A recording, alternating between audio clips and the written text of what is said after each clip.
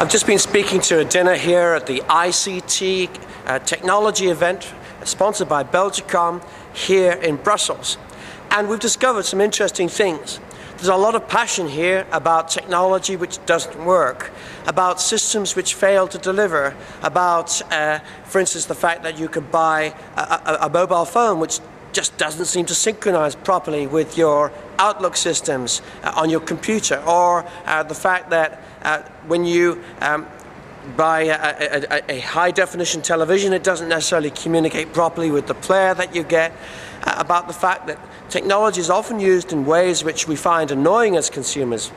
We saw that most people here find it annoying when they have to press buttons in response to a call to an electricity company or a telephone company or a water company or just about anything. Press 1 for this, press 2 for that, press 3 for the other.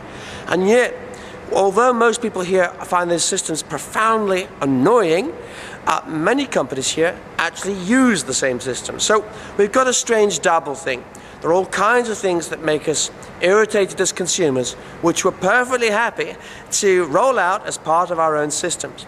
And we need a reality check, because the future is not just about technology, it's not just about innovation, it's about passion. It's about connecting with the emotions that consumers have. It's about building a better world for them with systems that are simple, reliable, a pleasure to use. And when we do that, we will find that we deliver on our promise. What is the promise of every business? Well, it's that we will solve your problem, that in some way, as a result of coming to my business, something will happen for you in a better way than it would have done otherwise. And delivering on the promise is the purpose of every business. That is our moral duty. If we're charging money for a product or a service, it better deliver what it says on the box. And when we do deliver every time, or we go beyond the promises that we make in the area of technology or telecommunications, you know what? Our customers reward us, and that reward is our profit. So we have a promise, that is our basis of our selling.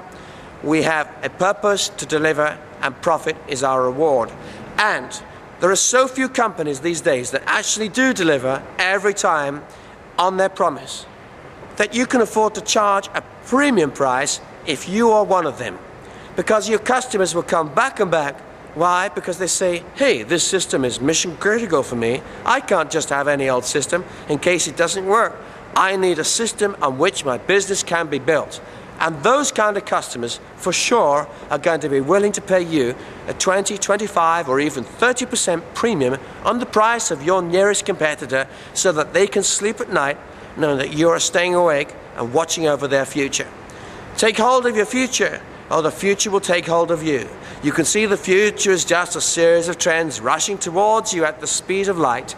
Or you can say, no, these are decisions which I'm making. I'm in control of my future. And the innovations, the choices, the decisions we make will build a business success for tomorrow. And that means meeting customer needs and doing it reliably every time at a price they can afford.